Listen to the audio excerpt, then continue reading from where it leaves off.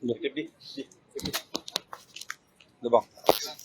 Bisa dijelasin terkait kedatangan di sini? Oh, baik. Dalam pelaporan hari ini, nama pelapornya adalah Hartono SH. Dia anggota Advokat Merdeka Pembela Rakyat Ampera. Dalam hal ini melaporkan akun YouTube namanya Menara Istana, yang kontennya itu adalah menyebarkan berita bohong yang di situ mengandung unsur bahwa TNI dan Panglima TNI Yudo Margono itu seolah-olah memimpin apel ribuan pasukan untuk mendukung Anies Baswedan sebagai calon presiden 2024. Dan saya pikir kami juga merasa itu sudah pasti sudah sangat salah ya, karena TNI sendiri itu kan netral, dan itu juga dikonfirmasi oleh Panglima TNI bahwa itu hoax itu.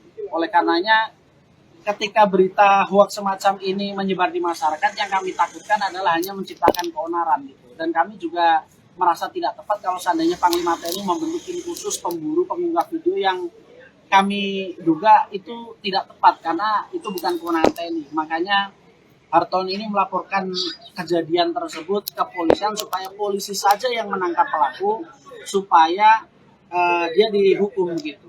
Karena sejauh yang kami ketahui dan kami analisa, tidak pernah anggota TNI itu membuat berita bohong semacam ini, dan saya pikir ini pelakunya pasti sipil, jadi bukan ranahnya TNI untuk memburu pelaku. Kalau seandainya TNI tersinggung atau merasa marah, harus tetap legowo bahwa dia harus melaporkan ini ke kepolisian supaya polisilah yang menindak itu, jangan bergerak sendiri, karena itu akan menimbulkan vigilante dan semacam aksi main hakim sendiri begitu. Bang, kalau untuk bukti-bukti yang dibawa bang untuk laporan ini bang? Buktinya adalah video, lalu link URL sama beberapa pernyataan dari Panglima TNI yang menyatakan itu hoax yang sudah kami print dalam bentuk kopian berita ya. Kalau untuk yang dilaporkan bang? Yang dilaporkan akunnya kita belum tahu siapa orangnya. Yang jelas kami mengenakan pasal 14 dan 15 Undang-Undang Nomor 1 Tahun 1946 tentang peraturan hukum pidana yang ancaman hukuman maksimalnya itu 10 tahun penjara. Untuk nama akunnya bang, ada bang? Namanya Menara Istana, akun YouTube. Berarti orangnya belum tahu siapa ya? Kita belum tahu.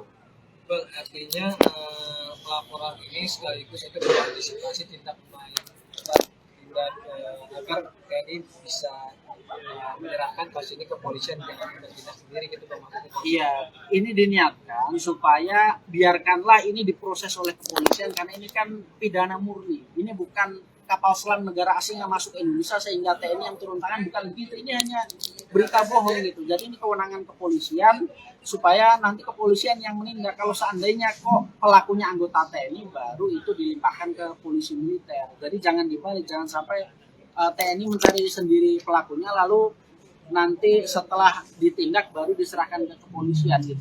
Beberapa kasus yang sudah kan kita sedikit mencemaskan kondisi pelaku ketika misalnya ada tindakan di luar batas, atau misalnya anggota TNI ada yang merasa saking marahnya sehingga berbuat hal-hal yang di luar kendali gitu. Itu yang kami antisipasi. Jadi lebih baik biarkan penyidik kepolisian yang menindak, biarkan polisinya dicari dan ditangkap oleh polisi, jangan oleh TNI.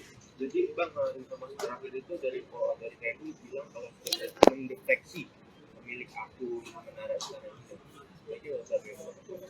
Sebaiknya sih kalau menurut kami dilaporkan dulu. Nah, sambil TNI menawarkan bantuan. Kalau misalnya ini menjadi sulit atau agak susah, TNI siap membantu untuk mencari tahu pelakunya. Tapi jangan sampai TNI yang menjadi inisiator, lalu ketika nanti sudah ditangkap diserahkan ke kepolisian. Takutnya sebelum diserahkan ini, takutnya ada tindakan-tindakan yang di luar batas hukum, sehingga mungkin keselamatan pelaku ini takutnya kan terancam gitu.